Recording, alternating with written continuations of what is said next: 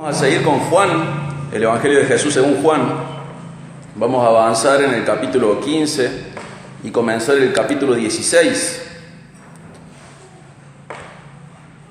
Como veíamos, este capítulo se podría dividir en 4. Hay una relación de permanencia, hay una relación de amor, y hay también una relación de hostilidad de parte del mundo, pero también hay una relación de testimonio conjunto con el Espíritu. Burns en su comentario lo divide así a este capítulo. Y es una buena manera de ver cómo todo el capítulo habla de relaciones, de cómo es la manera de permanecer, cómo es la manera de amarnos, cómo es el trato que nos va a dar el mundo y cómo es el trato en parte que vamos a tener con el Espíritu Santo, cómo Él nos va a capacitar para ser testigos suyos. Vamos a leer desde el 18 hasta el 16:4, Juan 15, 18 hasta el 16:4.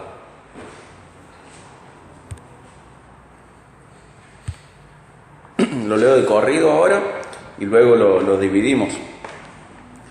Si el mundo los odia, sepan que me ha odiado a mí antes que a ustedes. Si ustedes fueran del mundo, el mundo amaría lo suyo, pero como no son del mundo, sino que yo los escogí de entre el mundo, por eso el mundo los odia. Acuérdense de la palabra que yo les dije: un siervo no es mayor que su señor. Si me persiguieron a mí, también los perseguirán a ustedes. Si guardaron mi palabra, también guardarán la de ustedes.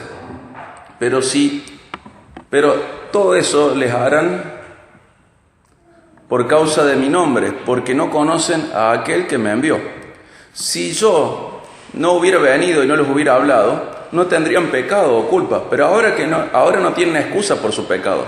El que me odia a mí, odia también a mi Padre.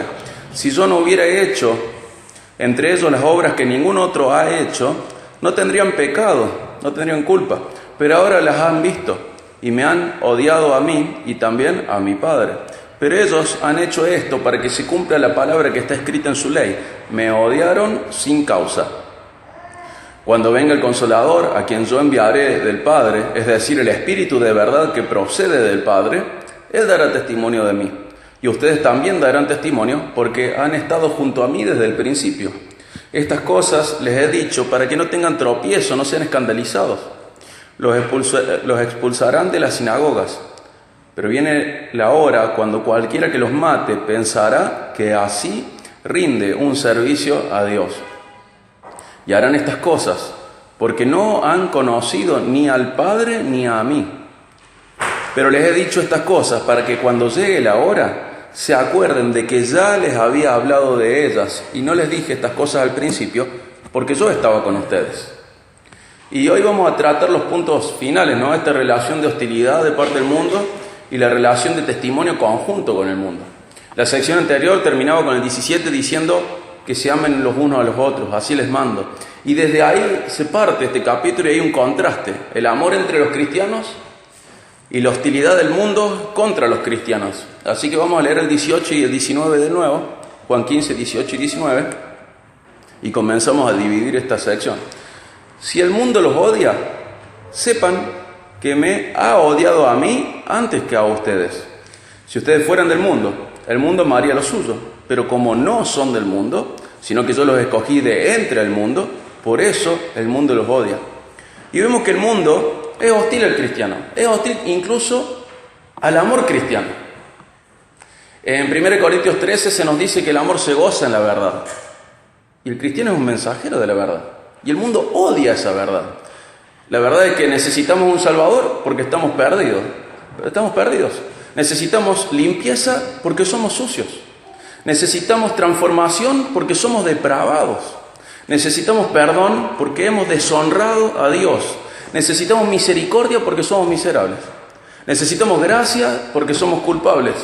Necesitamos redención, libertad, porque somos esclavos de nuestra carne. Y necesitamos a Dios de todas las maneras posibles, de una profundidad, de una magnitud difícil de expresar con palabras. Y el mundo odia estas verdades. No se quiere saber ni perdido, ni sucio, ni depravado, ni que deshonró a Dios, ni miserable, ni culpable, ni esclavo de la carne.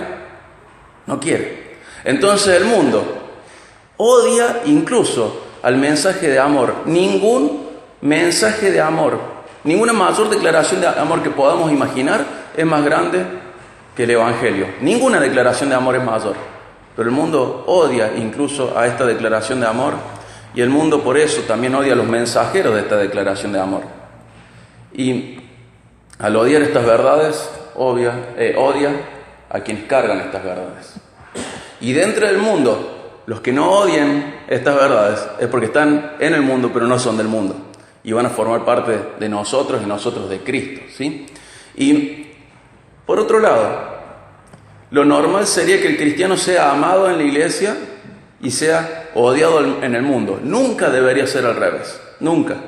Jesús está enseñando al principio del capítulo que no podemos despegarnos de Él y ser cristianos. ¿Se acuerdan?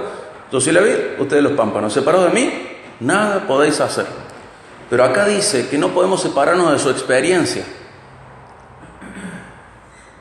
Recibir hostilidad. Esa fue su experiencia en el mundo. Tampoco podemos despegarnos de él, de esta experiencia. Robertson, en su comentario al texto griego, dice: cristiano, ¿no te aborrece el mundo? ¿Por qué? ¿El mundo se ha hecho más cristiano o tú te has hecho más mundano? Terrible. Pregunta que nos lleva a reflexionar mucho. ¿Por qué no te odia el mundo? ¿El mundo está cristianizado o vos estás mundanalizado? ¿Por qué no te desprecia el mundo? ¿Porque sos igual a ellos o ellos se han convertido? Y esa respuesta se encuentra en nuestro corazón. Cada uno sabe cuál es su relación con el mundo. Cada uno sabe a quién pertenece. Citando a un cantante contemporáneo cuestionable y cristiano, dice: el que vive en la frontera sabe de qué lado está. Pero de todos modos, nosotros tenemos que tener muy claro que en el mundo vamos a recibir hostilidad. Y si no recibimos hostilidad, no es porque ellos se cristianizaron, es porque nosotros nos parecemos a ellos. Entonces, cuidado, ¿no? Tenemos que prestar atención. A mí me llamó mucho la atención esta frase que leí recién, porque me hace reflexionar. Y es bueno reflexionar. Es bueno ver que el Señor no nos ha dejado a la deriva en nuestra espiritualidad, sino que el Señor nos ha mostrado cómo tiene que crecer nuestra espiritualidad. Volvemos al texto, vamos a leer el 20, Juan 15, 20.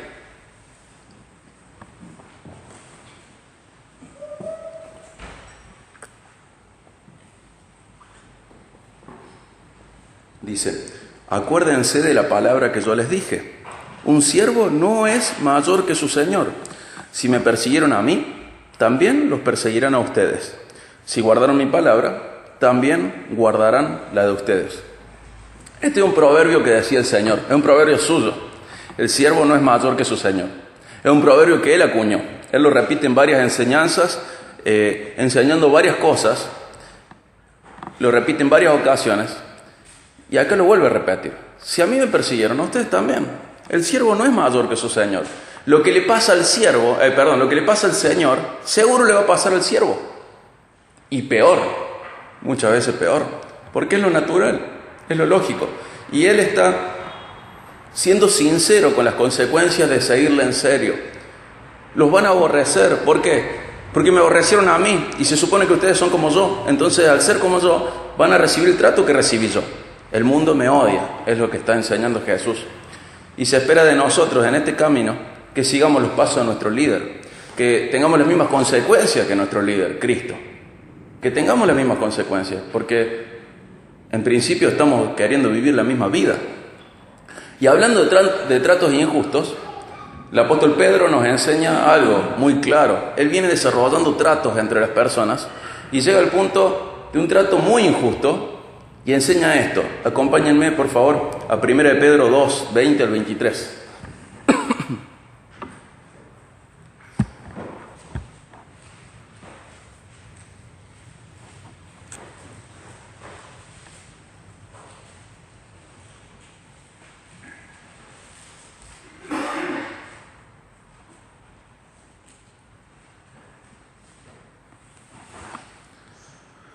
Primero Pedro 2, 20 al 23.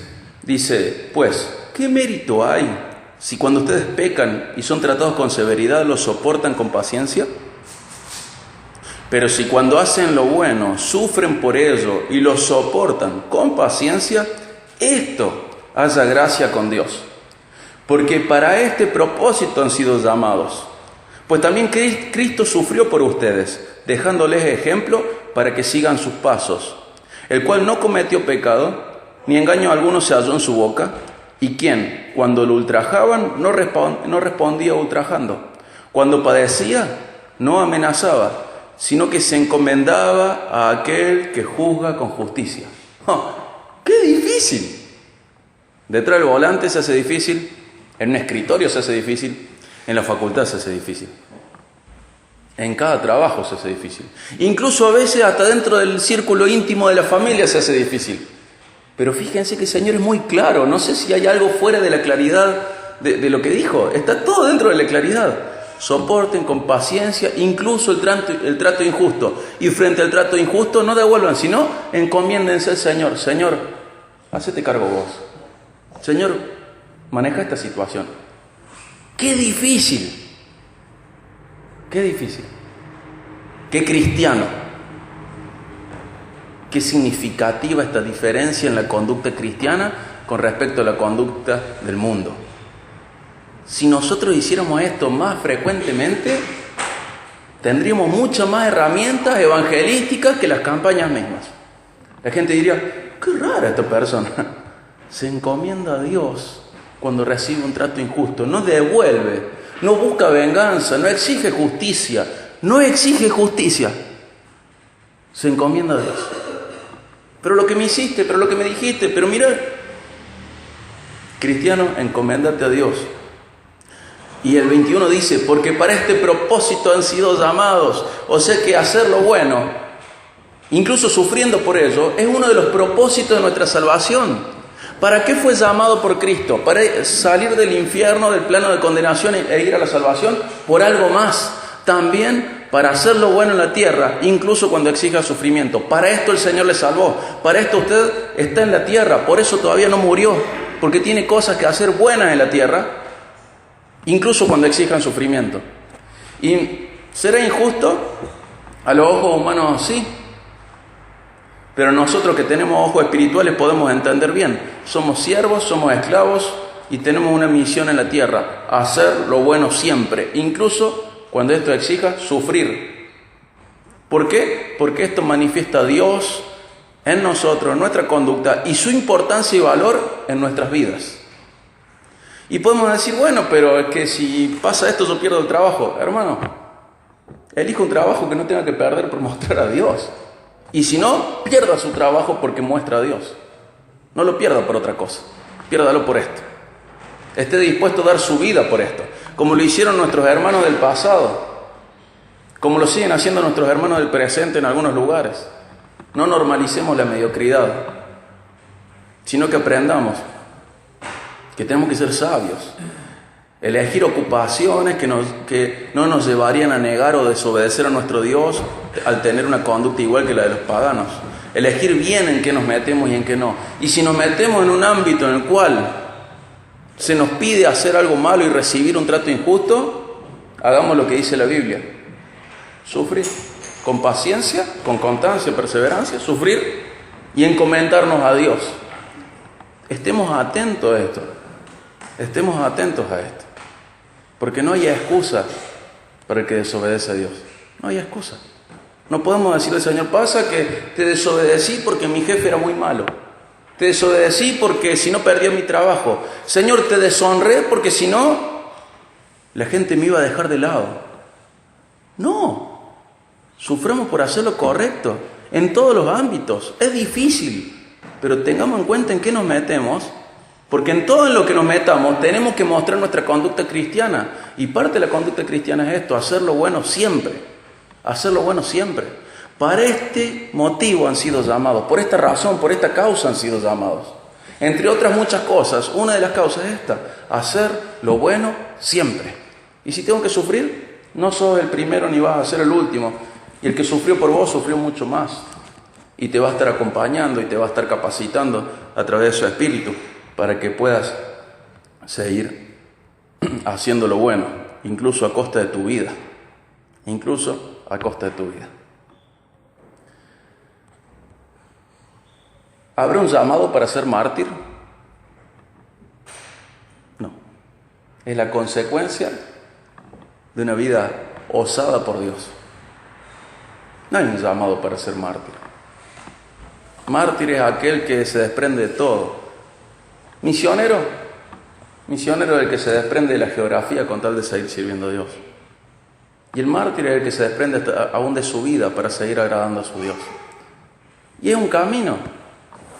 Pero no creamos que es algo para los raros de la iglesia. Todos estos son caminos creciendo, buscando más, buscando agradar a Dios. En nuestro contexto es muy difícil que seamos martirizados. Aprovechemos nuestro contexto entonces, que vamos a sufrir tan poco por agradar a Dios. Aprovechemos, disfrutemos de la libertad que el Señor nos ha dado. Disfrutemos de esto. Disfrutemos de que muchas veces, ¿qué nos puede pasar? ¿Que nos miren mal? Gloria a Dios. Que te miren mal por hacer lo bueno. Gloria a Dios. Que te dejen de lado. Gloria a Dios. Que pierdas tu trabajo. Glorifica a Dios en la pérdida de un trabajo por la mejor causa de todos. Haber representado a Cristo teniendo una conducta correcta frente a Dios. Agradable a Dios. Aprovechemos que el martirio está lejos nuestro. Esos no son diferentes los mártires. No tienen otro Dios, no tienen otro material, están hechos de lo mismo. Tienen familias compuestas de la misma manera, sufren de la misma manera. Simplemente no niegan a su Dios, incluso cuando eso les cuesta la vida. Seamos sabios, seamos santos, seamos maduros en la fe. Volvemos al texto, vamos al 21.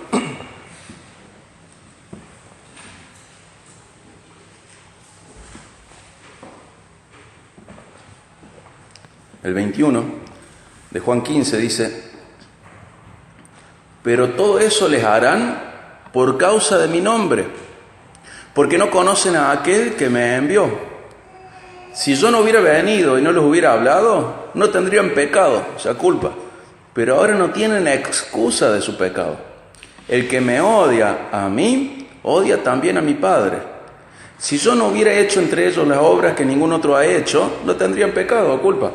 Pero ahora las han visto y me han odiado a mí y también a mi Padre. Pero ellos han hecho esto para que se cumpla la palabra que está escrita en su ley. Me odiaron sin causa. Ahí Jesús cita el Salmo 35, 19 y el 69, 4, Salmos de David. Y se vuelve a cumplir algo que se había cumplido en David. Me odiaron sin causa. Y el mundo odia a los discípulos de Jesús por culpa, por motivo de Jesús, y porque no conocen a Dios. Fíjense que dice: todo eso le harán por causa de mi nombre, o sea que el motivo es Cristo. Y dice, ¿por qué? Porque no conocen a aquel que me envió. Y el ministerio de Jesús consistía en palabras, lo dice el 22, si yo no les hubiera hablado, y obras, lo dice el 24, si yo no hubiera hecho entre ellos las obras. Tanto las palabras como las obras de Cristo apuntaban a Dios. Todas esas obras y palabras fueron oídas y fueron realizadas en el mundo que rodeaba a Jesús. Todos esos discursos, todas esas obras, todo lo que Jesús dijo, todo lo que Jesús hizo, fueron realizadas en ese mundo que rodeaba a Jesús. ¿Será una bendición haber oído esas palabras y haber visto esas obras? Es una bendición, pero como bendición acarrea responsabilidad. Esto era una muy grande bendición, ¿no?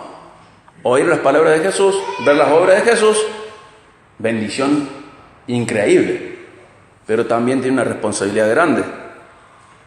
Ellos vieron, oyeron y se exigía una respuesta. Y la respuesta de la mayoría de los contemporáneos de Jesús, ¿cuál fue? Fue negativa. Fue una respuesta negativa. Hubo milagros entre ellos.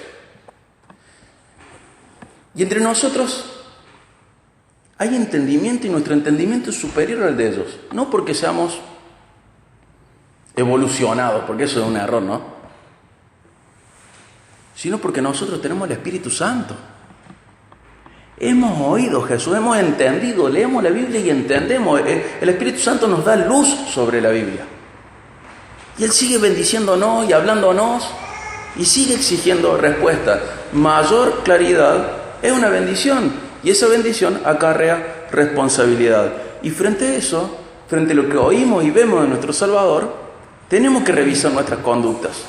Tenemos que ser conscientes de las bendiciones recibidas y explotar en una vida de agradecimiento a Dios, de lealtad, de devoción a Dios, de pasión por Dios. Pecamos por ser poco agradecidos muchas veces. Yo soy uno de ellos.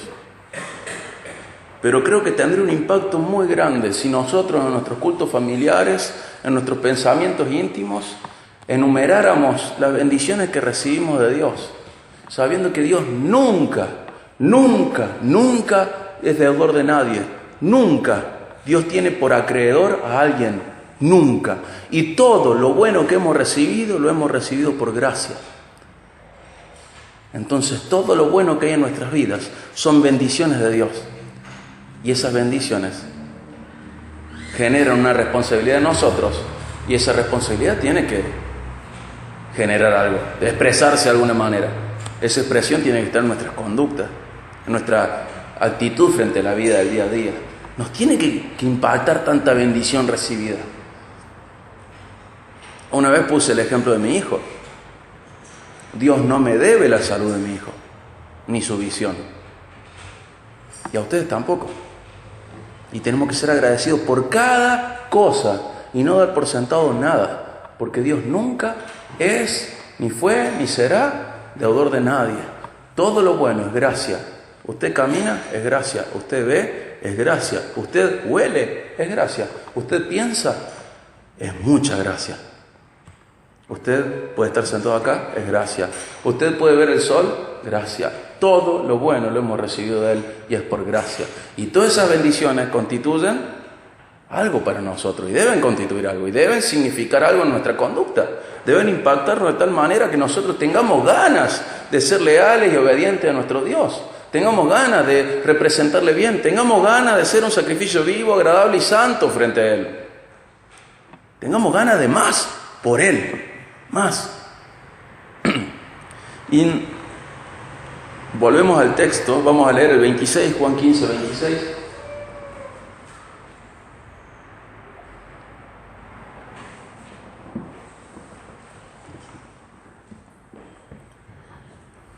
Dice el 26, cuando venga el Consolador, y esto lo podemos traducir de muchas maneras, intercesor, abogado, consejero, literalmente el Parácletos o Paracletos es ese que está llamado al lado tuyo para ayudarte. Esa es la palabra que usa Jesús, ¿no? Alguien que está al lado para ayudarte, para sostenerte. Cuando venga Él, a quien yo enviaré del Padre, es decir, el Espíritu de verdad que procede del Padre, Él dará testimonio de mí. Y ustedes también darán testimonio, porque han estado junto a mí desde el principio. Lo que es el Espíritu Santo en nuestras vidas es hacernos participantes del trabajo de Dios en el mundo. ¿Sí? Nos hace partícipes del trabajo de Dios en el mundo. En el capítulo 14 ya Jesús les había enseñado que el Espíritu Santo iba a estar en ellos, haciendo una gran distinción con el Antiguo Testamento, ¿no? En el Antiguo Testamento venía, se iba. Uno entraba al lugar santísimo, entraba a la presencia de Dios, y ahora dice, no, ahora va a estar en ustedes. Ahora sí puedo decir, transición de lugares donde estaba la presencia de Dios, llegó a esta etapa, a esta era, a significar algo muy diferente. En el principio, ¿dónde estaba la presencia de Dios? En el huerto. Luego, en la nube y en la columna de fuego. Luego, en el tabernáculo. Luego, se fue, nos cuenta Ezequiel. Pero luego Juan nos dice, Él vino y tabernaculizó, dice en griego, entre nosotros. Él vino a vivir entre nosotros. Pero luego, ese tabernáculo perfecto que era Cristo, que es Cristo, se fue y no nos dejó sin la presencia de Dios. No nos dejó sin el Espíritu Santo. El Espíritu Santo viene a estar en nosotros. Y ahora estamos en presencia de Dios todo el tiempo. Lo que cambia nuestra conciencia de eso, pero en realidad Dios no vive acá. Dios vive en la iglesia. Y la iglesia es la gente redimida. Dios no vive en este lugar. No es que yo tengo que tener una conducta diferente cuando entro acá, porque acá vive Dios. No. Acá tengo que tener la conducta de todos los días. Y si es mala, tengo que cambiarla y tenerla buena todos los días, porque Dios vive en mí y ahora el templo somos nosotros. Y Él les había dicho que el Espíritu Santo iba a estar en ellos y que parte de su función, decía en el capítulo 14, era recordarles las palabras de Jesús. Pero ahora les dice que además de estar en ellos y recordarles las palabras de Jesús, les dice que también va a estar para guiarlos, ayudarlos, acompañarlos y hacerlos testigos de Cristo. Luego Jesús en Mateo 10, en Marcos 13, en Lucas 12, les va a decir que en la persecución ellos no iban a estar solos. Cuando recibieron hostilidad del mundo, ellos no iban a estar solos, sino que el Espíritu Santo les iba a decir qué cosas tenían que hablar. Ellos, y desde ellos en adelante, todos los cristianos hemos recibido al Espíritu Santo en parte para ser testigos de Cristo, incluso cuando haya persecución. Nos capacita, nos ayuda, nos alienta, nos acompaña, nos guía, nos aconseja, nos consuela, intercede por nosotros. Y todo esto puede tener una función en la cual nosotros somos el centro cuando oramos. En algunas oraciones somos el centro. Pero tiene una función muy importante en esto, en ser testigos de Cristo, ser testigos de Él. El Espíritu Santo está para ayudarnos en esto, acompañarnos, interceder por nosotros en esto. Esto es un rol activo, no pasivo. Esto es un rol activo del Espíritu Santo. Él está en parte para eso. En Hechos, Jesús reafirma esta promesa. Recordemos Hechos 1:8.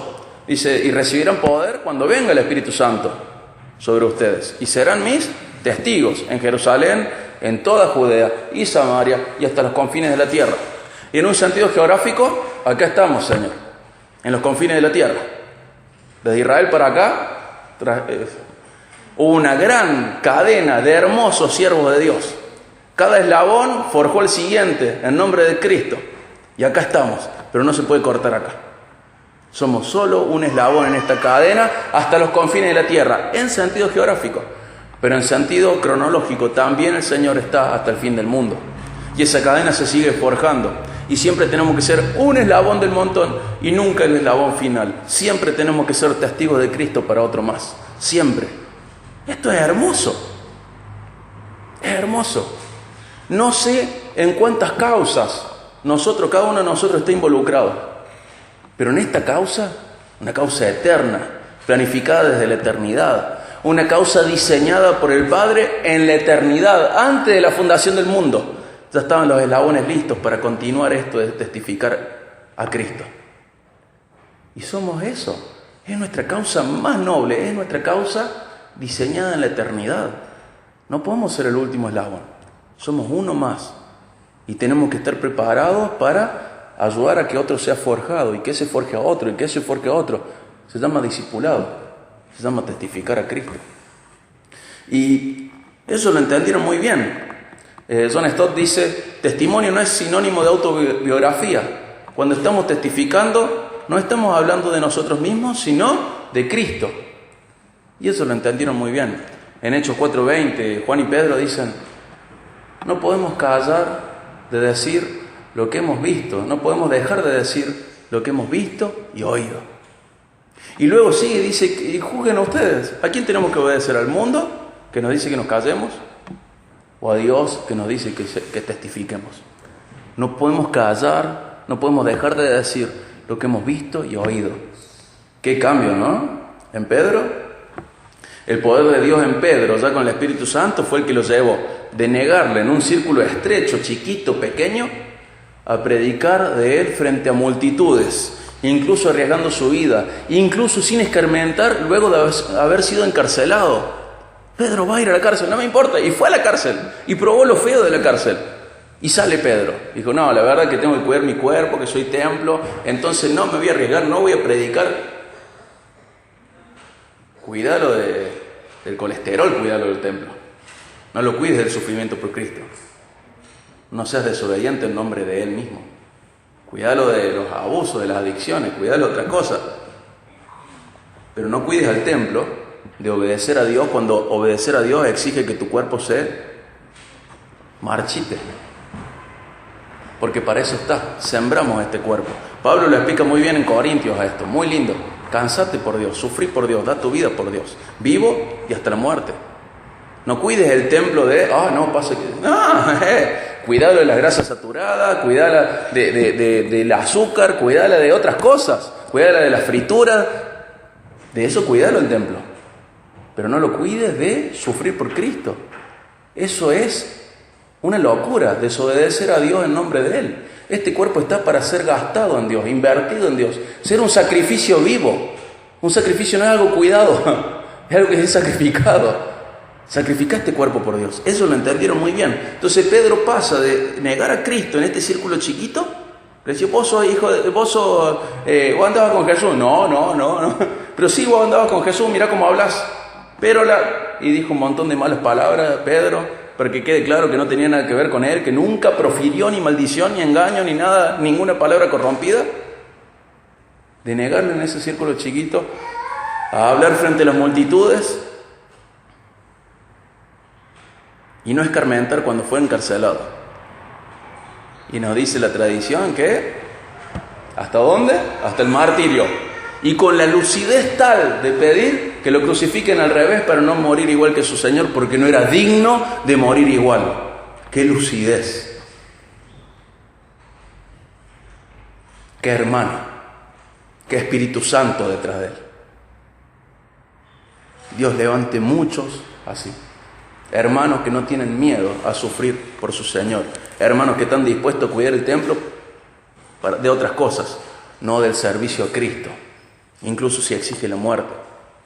San Martín, más allá de todas las cosas, en nombre de la libertad, cruzóse en una camilla, en una mula, le invito a cruzarlo en camilla si quiere, los Andes, en nombre de la libertad. Y nosotros en nombre de Cristo, ¡qué fiaca! ¡Qué fiaca! En nombre de la libertad eterna. ¡Qué fiaca! Y él en nombre de la libertad terrenal. Cruzando países, liberando países. Guerreando, haciendo guerra. Guarda, no seamos necios. Cuidemos este cuerpo, pero no del servicio a Cristo. Cuidemos este cuerpo del trabajo secular. Cuidemos este cuerpo de lo que comemos. Cuidemos este cuerpo de no hacer ejercicio. Cuidemos este cuerpo de un montón de cosas, pero no recortemos de Cristo, del trabajo para Cristo, de lo que Cristo pide, en nombre de cuidar el templo. No, seamos sabios, seamos coherentes. No tengamos esta esquizofrenia espiritual de ver la realidad y no saber qué es realidad y qué no. La realidad es la bíblica. La realidad es que el cuerpo está para gastarse por Cristo. Esa es la realidad. Usted pasó sin dormir noche por la facultad, gloria a Dios, pero pase noche sin dormir por Cristo. Lo hizo por el trabajo, gloria a Dios. Se cansó por el trabajo, gloria a Dios, está bien. Pero por Cristo, de más. De más. No le dé las migajas de su tiempo a Cristo. De más. Dele el buen fruto a Cristo, dele su fuerza. Nunca, tenga la edad que tenga, va a ser más joven que hoy. Nunca. Nunca más. Nunca va a tener más fuerzas que hoy. Mañana va a tener menos fuerzas que hoy. Y pasado menos fuerza todavía. Pero viva y muera por su Señor, porque Él es digno. Y para eso le dio la vida. No para usted. Según de Corintios 5 dice que por todos murió y resucitó para que los que viven, o sea, no vivan para sí, sino para aquel que murió y resucitó por ellos. Suframos. Pedro lo entendió re bien. Continuó testificando de Cristo hasta llegar a Él. Siguió la carrera como Pablo, sin conformarse con ser salvo, sino imitando a Cristo en todo lo posible hasta el último del día, hasta el último día de su vida. Pablo también lo entendió bien. Cuando dice eso de prosigo la meta, ¿qué está diciendo? No se conforma con ser salvo. Dice, yo fui alcanzado por Cristo, está hablando en Filipenses 3, y yo quiero alcanzar a Cristo. ¿Qué significa eso? Que Él fue alcanzado por Cristo para salvación, pero Él quiere alcanzar a Cristo en semejanza. ¿Cómo termina sus días Cristo? Sacrificado. ¿Y Pablo? Sacrificado. ¿Y Pedro? Sacrificado. ¿Era un llamado especial? Sí, el llamamiento del cristiano. Ser como Cristo. No importa si tu cuerpo es sembrado en esto. Es un llamamiento único en el mundo que solo tienen los escogidos, los elegidos de Dios, los predestinados. ¿Para qué? Para ser como Cristo. Ellos lo entendieron bien. Nos cuidemos nosotros de hacer algo que distorsione estas verdades.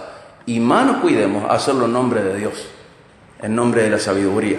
En nombre de la sensatez. Guarda. Sufra por Cristo. Gástese por Cristo. Que sus ojos estén gastados por leer la Biblia. Que sus ojos estén gastados no por mirar Netflix, por la palabra de Dios. Gástese por Cristo. Sufra por Cristo. Si usted sufre por su trabajo secular, no es nada raro, los paganos también lo hacen. Sufra por Cristo, porque para este motivo ha sido llamado, ¿sí? Nos ayudemos entre todos.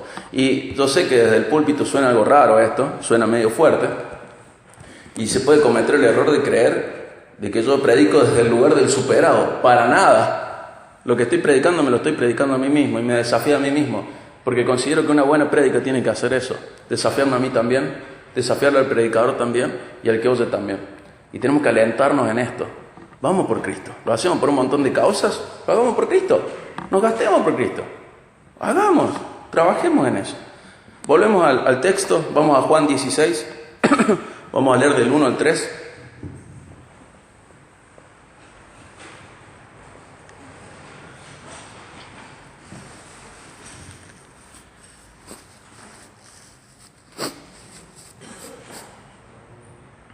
Estas cosas les he dicho para que no tengan tropiezo o que no sean escandalizados. Los expulsarán de las sinagogas, pero viene la hora cuando cualquiera que los mate pensará que así rinde un servicio a Dios. Y harán estas cosas porque no han conocido ni al Padre ni a mí. Fíjense, ¿de dónde los iban a expulsar a ellos? De las sinagogas, de los círculos religiosos. ¿Y en nombre de quién lo iban a hacer? En nombre de Dios. Los iban a expulsar de las sinagogas pensando que servían un culto a Dios así. Tenemos que tener presente algo en esto. Tengamos presente que ellos no conocen a Dios, ¿sí? Y cuando vemos a alguien que no conoce a Dios, no lo tengamos por enemigo en nuestros corazones, aunque sea nuestro enemigo. No lo tengamos por enemigo, tengamos compasión de él. No conoce a Dios. Eso no quita que Él me persiga. Pero el Señor, nuestros enemigos, nos manda a amarlos. A ellos los iban a expulsar de círculos religiosos pensando que lo hacían en nombre de Dios. Y cuidado, la mundanalidad dentro de la iglesia sigue persiguiendo a los cristianos. A veces los hermanitos, entre comillas, se transforman en leones. Y las iglesias, entre comillas, se transforman en coliseos. Así como en la sinagoga se perseguía a los cristianos en nombre de Dios, a veces en las iglesias se persigue a los cristianos en nombre de Dios. A veces esto sucede de manera sutil, se llama fundamentalista, se llama radical, el que desea vivir conforme a las exigencias de su Señor y desea predicarlas, enseñarlas, transmitirlas. Se persigue al cristiano dentro de la iglesia y encima se hace en nombre de Dios. No, pero no es tan así. Ese no es tan así. Es una de las peores frases que puede existir. ¿Es o no es? Mi vida no es tan así, pero la verdad es así. Y tengo que aprender a moldar mi vida a lo que es, a la verdad. Se persigue al cristiano dentro de la iglesia. Y la mundanalidad ejecuta su persecución de maneras muy naturales, muy sutiles, muy diarias, muy cotidianas. Y a veces en nombre de Dios. Y hermanos, el lugar seguro para cada persona que desee crecer en espiritualidad, tanto en teoría como en práctica, tiene que ser la iglesia. Tiene que ser la iglesia. El que se tiene que sentir incómodo en la iglesia es la persona que no quiere crecer. Es muy triste cuando esto se nota mucho a veces en los grupos de adolescentes o de jóvenes. Después se nota en todas las áreas, en todos los grupos, pero a veces se pesa más en el de adolescentes jóvenes. Cuando el chico que aprende más, que busca más de Dios, es tratado como raro, igual que en la escuela, dentro de la iglesia, por buscar más de Dios. Es una locura. Es una locura. Nunca nuestro carácter va a ser tan bueno como el carácter de Cristo. Nunca nuestro carácter va a estar emparejado al 100% con el de Cristo. Eso lo sabemos. Pero el que tiene el deseo de seguir creciendo, tiene que sentirse cómodo en la iglesia. Y el que no tiene deseo de crecer, el que cree que ya maduró lo suficiente, tiene que sentirse incómodo en la iglesia. Desde este púlpito y desde cualquier púlpito, desde cualquier grupo, desde cualquier charla, el que se tiene que sentir incómodo es el mediocre. No el mediocre como todos nosotros que buscamos avanzar. sino el mediocre que ama la mediocridad y cree que ya maduró lo suficiente y que él y Cristo son hermanos gemelos, que la gente no podría distinguir porque ya maduró lo suficiente, o porque piensa que el Espíritu Santo no tiene poder para seguir avanzando en su vida. Ese mediocre se tiene que sentir incómodo. No tiene que ser perseguido el que quiere crecer. Se tiene que sentir incómodo el que no quiere crecer, y se tiene que sentir cómodo el que quiere crecer. Porque si hacemos al revés, estamos persiguiendo a cristianos dentro de la iglesia y encima a veces lo justificamos en nombre de Dios, en nombre de la sabiduría, de la sensatez, del equilibrio y de un montón de cosas. No. El cristiano se tiene que sentir cómodo en la iglesia, y la iglesia siempre tiene que aportar, fomentar, incluso buscar producir que la persona vea a Cristo y quiera ser más como ella, como Él. Vea a Cristo y quiera seguir avanzando hacia esa meta, hacia ese llamamiento, ser como Él, no importa lo que cueste. Lo digo ahora sin que lo suframos entre nosotros, pero en algún momento esto se nos puede dar vuelta y sonamos. Así como en las sinagogas de aquel tiempo, hoy pasan las iglesias muchas veces. Y la persona que lee más, que estudia más, que sabe más, que quiere servir más, es mirada como rara, como radical, como fundamentalista. Y no, eso es cristianismo. Y los mediocres son los normales, lo que está bien. No, eso es mediocridad y está mal. Incluso si se hace en nombre de Dios. El que se sienta cómodo, el que no quiera, que se siente incómodo, el que no quiera crecer más, y cómodo el que quiera crecer toda la vida que todavía le queda. Vamos al versículo 4 con el que vamos a cerrar.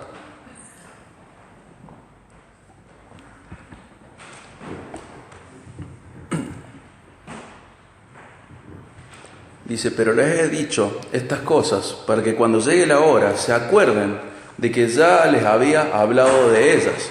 Y no les dije estas cosas al principio porque yo estaba con ustedes. Y cerramos con este pasaje. Sus palabras fueron dichas a sus discípulos en un momento específico, ¿sí? No hay ninguna ambigüedad, fue en ese momento específico, pero a través del cumplimiento de ellas, que iba a ser en otro momento, ellos debían creer. Jesús dijo algo en un momento específico, pero el cumplimiento iba a ser en otro momento, y a través de eso ellos tenían que creer. Les advertía del mundo y les consolaba con la promesa del Espíritu Santo para sobrellevar la hostilidad del mundo mientras glorificaban a Dios. Y esto no cambió. Sus palabras deben darnos confianza. El ministerio terrenal de Jesús debe continuar a través de nuestras vidas. La hostilidad del mundo también va a continuar. O sea que tanto el ministerio terrenal de Jesús en nosotros continúa. Las buenas obras, las palabras de salvación continúan, pero la hostilidad del mundo también continúa. Y nuestra confianza en sus palabras, en sus promesas, deben seguir encontrando un lugar en nuestro corazón, motivándonos a comportamientos que son específicos. No es algo así ambiguo, sino que esto tiene que producir cosas concretas en nuestras vidas. Ya lo vamos a ver más adelante, pero en el capítulo Jesús dice algo casi al final del capítulo: van a tener aflicciones, van a tener tribulaciones, las tienen. Pero les dije todo esto para que tengan paz. Confíen, yo he vencido al mundo. Y eso tiene que ser una palabra que genere en nosotros algo específico, no algo ambiguo, sino algo concreto. Y hay promesas para todos. Por ejemplo, en Filipenses 4:19 dice: y mi Dios proveerá a todas sus necesidades conforme a sus riquezas en gloria en Cristo Jesús. Hermano, haya el gobierno que haya, usted tiene lo que necesita, porque así trabaja Dios. ¿Quiero más? Sí, quiero más, pero tengo lo que necesito, porque así trabaja Dios. Si yo estoy haciendo mi parte, la de Dios es darme lo que necesito. Y a veces lo que necesito es pobreza para crecer. A veces lo que necesito es riqueza también para crecer. Pero todo según nuestras necesidades es dado por nuestro buen Dios. Esta palabra en Filipenses 4:19 es una palabra de Dios, es una promesa y la tengo que creer. Tiene que motivarme al día a día. Y decir: ya sé, tengo todo lo que necesito. Pero Señor, si yo tuviera, haría. Vos tenés lo que necesitas, yo tengo lo que necesito. Por más que tengamos quizá toda nuestra historia, con excepción de muy pocos gobiernos malos, nuestro buen Dios que gobierna sobre nuestros gobiernos ha decidido darnos lo que necesitamos. Y usted se puede mudar e irse a otro país, como hicieron nuestros abuelos. No hay ningún problema. Pero usted siempre, le guste o no, va a tener lo que necesita. Sea lo que sea. Usted tiene lo que necesita. En ese capítulo Pablo dice, todo lo puedo en Cristo que me fortalece. ¿Qué es? Ser rico y ser pobre. Todo eso lo puedo en Cristo que me fortalece. Esto es una palabra, así como Jesús en Juan 16 le dice, yo les hablé esto para que cuando se cumpla, ustedes tengan esperanza, tengan fortaleza, se sientan consolados. Bueno, Filipenses 4:19 también nos hace sentir consolados en esto que es tan cotidiano, tan diario. El ajuste económico de toda nuestra historia. Usted tiene lo que necesita. ¿Y sabe qué? Si usted no trabaja en su vida de tal manera que este versículo impacte de manera real en su vida, usted va a seguir estando en la condición en que está mientras Dios piense que eso necesita usted. Y a veces lo único que necesita es madurar algo, y capaz que madura y ya... No sé, pero sí sé que Dios nos da lo que necesitamos. Lo que necesitamos. El mundo ofrece un deseo insaciable. Vemos gente que es muy poderosa, muy rica, y más. Y decir, pero si yo tuviera lo de aquel, me planto. No, porque la mentalidad del mundo hace que nunca frenes. Que no te pase como cristiano, tener el Espíritu Santo, pero tener la mente, no la de Cristo, ni lo que Pablo expresó en Filipenses 4, sino mentalidad del mundo. No, estoy insaciable, soy insaciable, estoy insatisfecho. Tenés lo que necesitas. Y si querés, podés cambiar. Si querés otras cosas que no podés pagar, podés hacer algo que me enseñaron a mí en mi casa: abstenete para obtener. Abstenete algunas cosas y obtené otras. Y cambias, pero tenés justo lo que necesitas para hacer la voluntad de Dios en tu vida. Tenés justo lo que necesitas. ¿Querés otra cosa? Bueno, sacrifica una y obtenés otra. Pero tenés lo justo. Tenés que ser un buen administrador de lo que Dios te da, y Dios te da todo lo que necesitas. En Romanos 8, 31 al 39, hay otra promesa también. Lo voy a leer así rápido. Pero tenemos otras promesas para nosotros. Dice Dios a través de Pablo, o Pablo en Romanos 8. Entonces, ¿qué diremos a esto? Si Dios está por nosotros, ¿quién estará contra nosotros? El que no negó ni a su propio Hijo, sino que lo entregó por todos nosotros, ¿cómo no nos dará también junto a Él todas las cosas? ¿Qué cosas? Las que necesitamos. ¿Quién acusará a los escogidos de Dios? Dios es el que justifica. ¿Quién es el que condena? Cristo Jesús es el que murió. Sí, más aún, el que resucitó, el que además está a la diestra de Dios, el que también intercede por nosotros. ¿Quién nos separará del amor de Cristo? O sea, Jesús intercede por nosotros y además nos ama. Y esto no cambia. ¿Quién nos separará del amor de Cristo? ¿Tribulación o angustia? ¿O persecución? ¿O hambre? ¿O desnudez? ¿O peligro? ¿O espada? Tal como está escrito: por causa tuya somos puestos a muerte todo el día. Somos considerados como ovejas para el matadero. Pero en todas estas cosas somos más que vencedores por medio de aquel que nos amó. Porque estoy convencido de que ni la muerte, ni la vida, ni ángeles, ni principados, ni lo presente, ni lo porvenir, año electoral, ni los poderes, ni lo alto, ni lo profundo, ni ninguna otra cosa creada nos podrá separar del amor de Dios que es en Cristo Jesús, Señor nuestro. Nunca nadie me puede separar del amor de Cristo. Y Cristo, que me ama, está intercediendo por el Padre. Y Él fue dado porque yo lo necesitaba. Y con Él me dio todo lo que necesito. Y esta promesa tiene que tener un impacto en mi vida. Esta palabra tiene que impactar mi vida de manera concreta, no ambigua, no poética solamente, sino concreta. Tengo todo lo que necesito según la voluntad de mi Padre. Incluso al Hijo. Si me dio el Hijo, ¿cómo me va a negar otras cosas que yo necesite? Él me da todo según su voluntad. Y tengo que aprender a vivir con esta promesa y aprender a aplicarla todos los días de mi vida. Y si usted no conoce a Dios, una promesa más, la última, para cerrar esta prédica. Isaías 45, 22. Vuélvanse a mí y sean salvos todos los términos de la tierra, porque yo soy Dios y no hay ningún otro. Si usted a lo mejor transcurrió mucho tiempo en la iglesia, pero todavía no se ha vuelto a Dios, sepa que hay una promesa. Vaya a Él y en Él va a tener salvación. Acuda a Él, búsquele a Él, en Él va a tener salvación. Él cumple su palabra. Usted va, Él cumple su palabra. Él salva. Él salva. Él salva. Pero usted tiene que ir a Él. Salva. Hermanos, creamos en sus promesas, vivamos con sus palabras y con su palabra en nuestro corazón. Él cumple. ¿Sí? Él cumple. Él cumple. Dios le bendiga muchísimo en esta